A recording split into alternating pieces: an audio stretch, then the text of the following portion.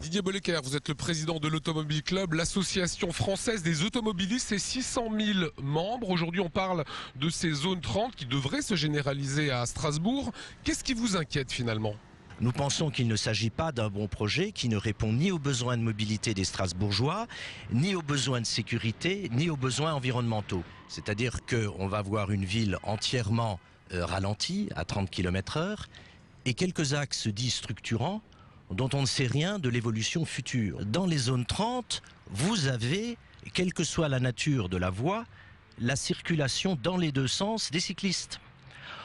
Nous pensons que la sécurité des cyclistes, qui sont souvent les premières victimes des accidents de la circulation en milieu urbain, la solution est de séparer les flux de circulation plutôt que d'en augmenter la mixité. Est-ce que rouler à 30 va ralentir les déplacements des Strasbourgeois ?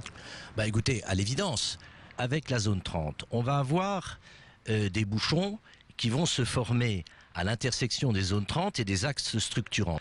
Rendez-vous compte que si on prend une hypothèse basse de 2 minutes de perte de temps par automobiliste et par jour, cela représente 166 000 heures de travail perdues par mois. C'est tout à fait considérable. On roulait à 60 à une époque, on est passé à 50 avec le tollé que ça a fait en son temps. Est-ce qu'aujourd'hui, c'est pas finalement un combat d'arrière-garde ?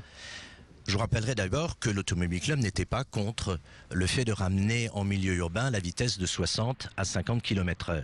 Aujourd'hui, les véhicules ne sont pas adaptés pour rouler de manière constante à 30 km/h en ville. C'est exactement le contraire de l'éco-conduite. Zurich est passé en zone 30, avec quels effets ?